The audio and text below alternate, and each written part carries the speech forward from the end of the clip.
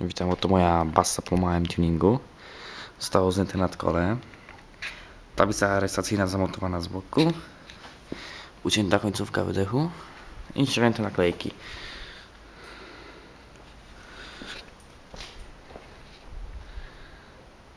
Planuję jeszcze zrobić przemalowanie.